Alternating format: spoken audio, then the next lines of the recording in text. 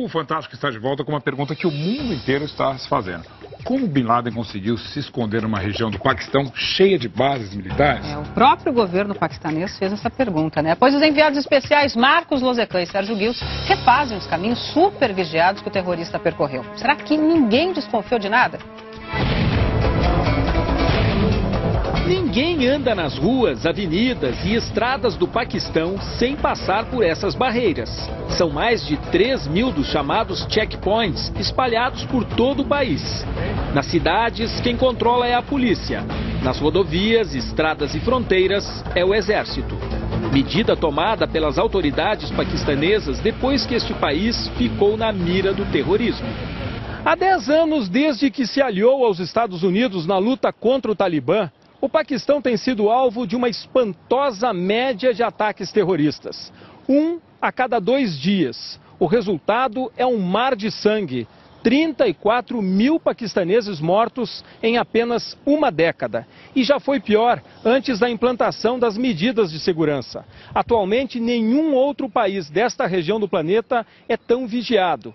Então, como Bin Laden conseguiu chegar ao esconderijo e viver ali por vários anos sem ser descoberto?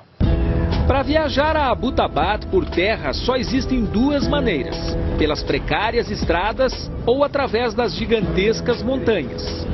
Qualquer caminho é vigiado por homens armados. Eles não param todo mundo, mas a menor desconfiança são capazes de atirar. Estamos na rodovia que liga a capital, Islamabad, à cidade que Bin Laden escolheu para se esconder, Abbottabad. São 120 quilômetros de crateras, curvas e outros perigos. Distância que ninguém aqui percorre em menos de 3 horas. Bin Laden poderia ter viajado de ônibus, esses lotadíssimos caminhões adaptados que trafegam carregando gente e mercadorias. O chefe da Al-Qaeda ainda poderia ter ido na carroceria de uma dessas vans, muito usadas para transportar pessoas em trajetos mais curtos. Ou ainda na boleia de um desses caminhões enfeitados que percorrem as estradas levando cargas de todos os tipos e tamanhos.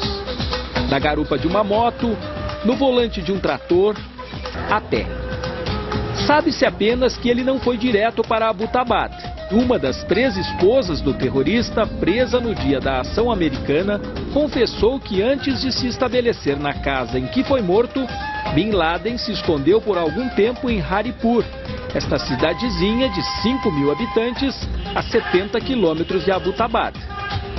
Os militares paquistaneses, que formam o 5º maior exército do mundo, acreditam que o chefe da Al-Qaeda e muitos outros terroristas entraram no Paquistão em 2 momentos. Primeiro, logo após o ataque americano ao Afeganistão, que derrubou o Talibã. Outro momento foi logo após o grande terremoto de 2005, que arrasou o norte paquistanês. Agora que Bin Laden morreu, talvez jamais seja possível descobrir como ele conseguiu chegar à pequena Abbottabad. Mas as autoridades paquistanesas seguem investigando, até porque este lugar é repleto de quartéis, um centro militar do país. Tanto que a cidadezinha tem o menor índice de criminalidade de todo o Paquistão.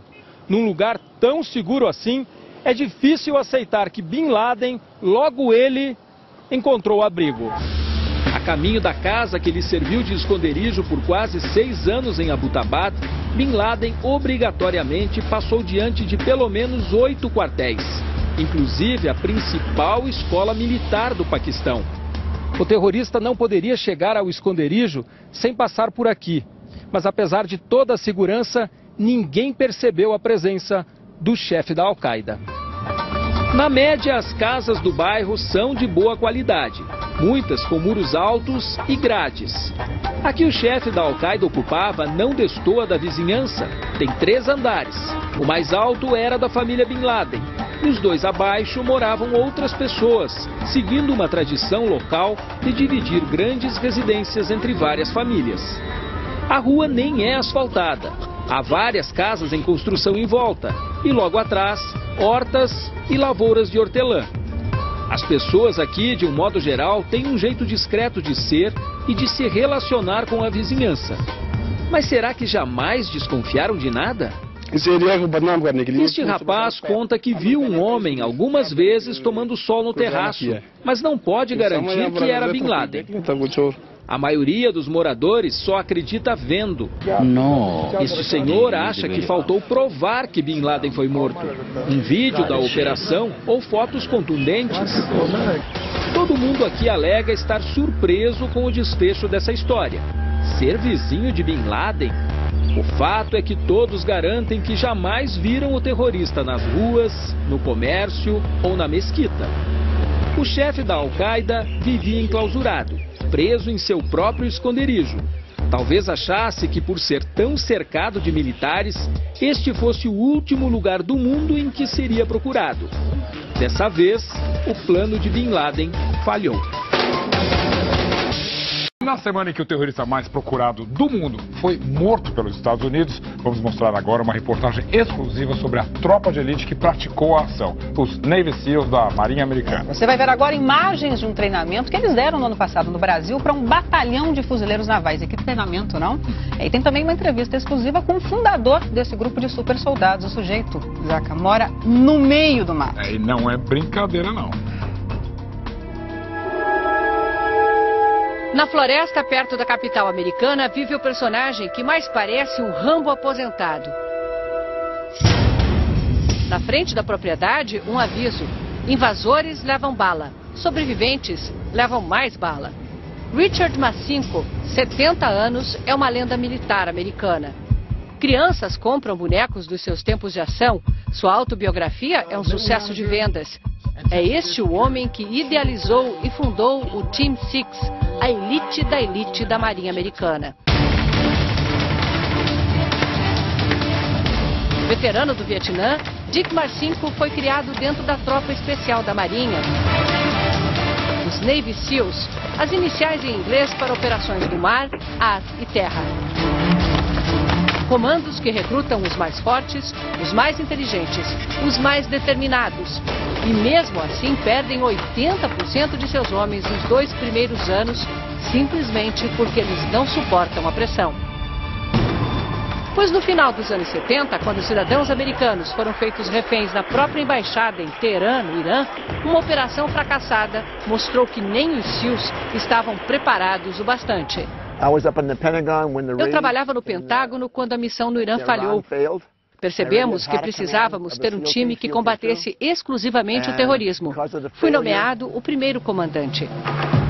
Marcinko teve carta branca para recrutar a força especial que responde não à Marinha, e sim diretamente ao presidente dos Estados Unidos. Mas buscou apenas entre os SEALs, que na época tinham só 2 equipes. Então por que essa foi a equipe 6, o Team Six? Em tempos de Guerra Fria, resolvi chamar de time 6 para confundir os russos. Assim, eles ficariam se perguntando: onde estão os times 3, 4 e 5? Marcinko submeteu os já super bem treinados SEALs ao inferno. Uma semana especialmente dura seleciona os candidatos. Os poucos que chegam lá formam um grupo unido, uma fraternidade impenetrável. Somos uma família, diz o fundador, uma espécie de máfia militar que cuida dos seus e vinga os seus. Treinamento físico, humilhações, privação de sono e ser capaz de ter uma pontaria infalível nas piores condições.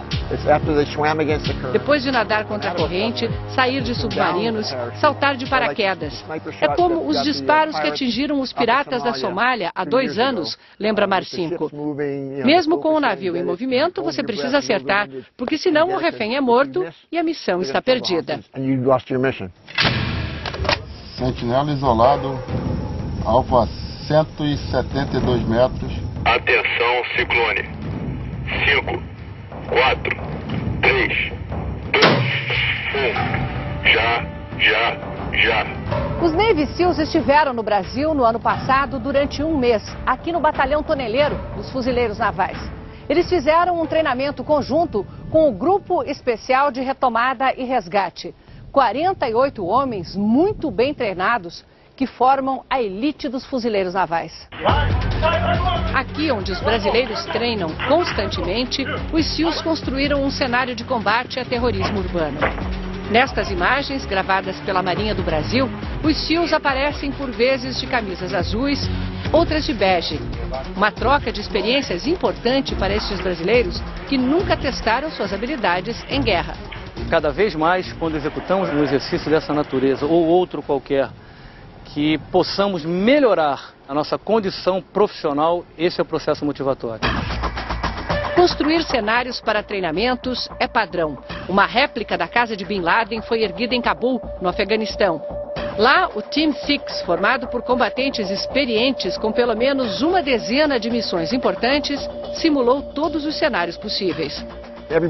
O criador do grupo explica que na missão para valer não há tempo para discutir o que faremos agora. Eles saem preparados para qualquer situação. Pouco depois da meia-noite do dia 2 de maio, hora local, 2 helicópteros partiram de uma base militar americana em Jalalabad, Afeganistão, rumo a Abbottabad, Paquistão. Seriam helicópteros stealth, invisíveis aos radares. Distância 257 quilômetros. Levavam 24 soldados e um cão farejador. Os helicópteros chegaram à casa de Bin Laden em menos de uma hora. Um morador ouviu o barulho e postou uma mensagem numa rede social. Helicóptero paira em Abbottabad a 1h da manhã. É um evento raro. 12 homens desceram de um dos helicópteros e escalaram um muro de quase 6 metros.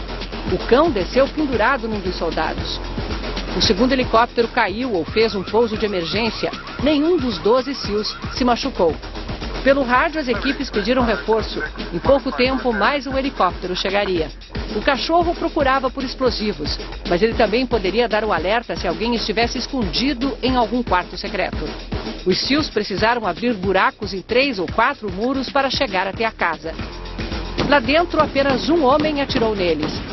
Abu Ahmed al-Kuwaiti, o principal mensageiro de Bin Laden.